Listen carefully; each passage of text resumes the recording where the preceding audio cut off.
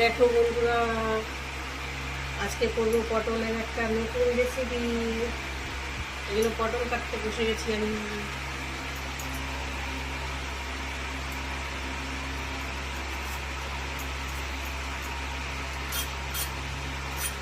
পটলটা দেখো এইভাবে আঁচড়ে নেবো, আমি যেরকম নিয়েছি এবং আঁচড়ে নিলেই ভালো হবে।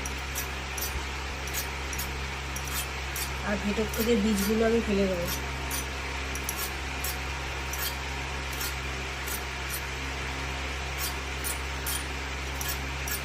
কচি বীজ হলে রেখে দেবো, পাকা বীজ ফেলে দেবো।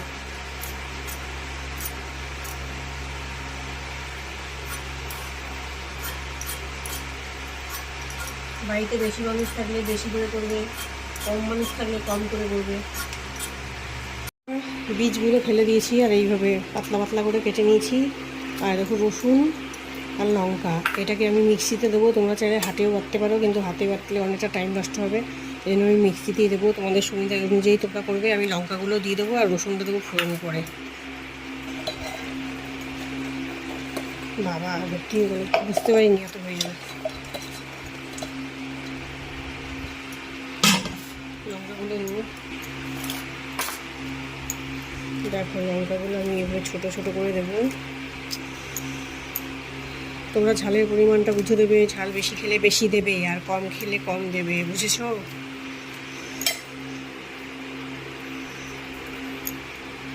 আমি দিলাম এখানে 3-4টা দিয়ে দিছি। এবার ঘুরিয়ে নেবো, একটু জল দিতে হবে, নাহলে ঘুরবে না।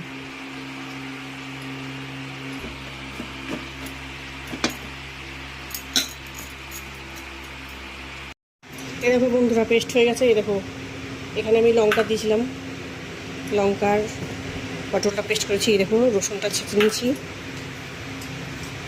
কড়াই তেল গরম হয়ে গেছে, বেগুন ভেজেছিলাম, বেগুন ভেজার তেলে দিয়ে দেবো। কালো জিরা দেবো বেশি করে, কালো জিরেতে অনেক উপকার আছে, বেশি করে কালো জিরেতে দেবো। তারপরে রসুনগুলো দিয়ে দেবো।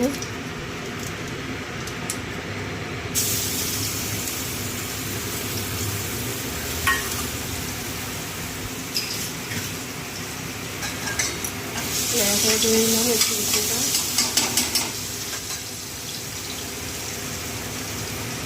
এই পেস্টটা দিয়ে দেবো। কত সুন্দর হয়েছে দেখেছো?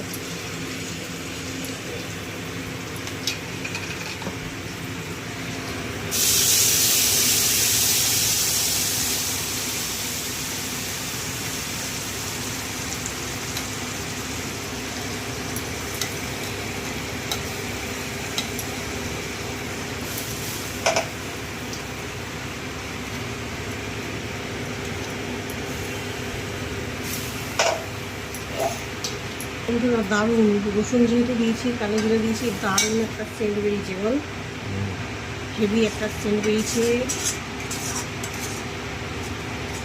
এবার দিয়ে দেবো সামান্য হলুদ আর পরিমাণ মতো লবণ।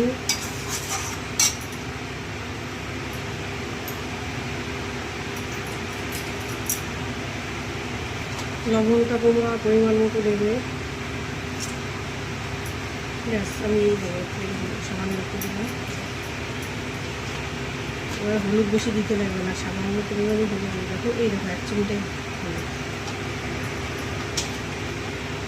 যতক্ষণ এরা না টানবে, জল শুকিয়ে না যাবে, ততক্ষণ অবধি আমি নাড়তে থাকবো। দেখো বন্ধুরা, জল পুরো টেনে এসছে, এখনও অনেকটা টাইম লাগবে। পুরো শুকিয়ে যাবে, তেল বেরিয়ে আসবে, তারপরে এটা হবে। খেতে কিন্তু হেভি টেস্ট লাগবে। অনেক বছর পরে আমি করলাম, 3-4 বছর আগে একবার করেছিলাম। জলটা তাতেই সে টেনে যায়, বেশি সময় লাগে না। একটু আঁচটা বাড়িয়ে দেবে। পুরো ফুল আঁচে দিয়ে করলে জলটা তাতে চেনে যাবে। আমি ফুল আঁচে দিয়ে করেছি, এখন লো করে দিচ্ছি, তাপটা কমিয়ে লো করে দিচ্ছি। এখন যদি ফুল আঁচে দিই, এখন পুড়ে যাবে, তবে দিচ্ছি।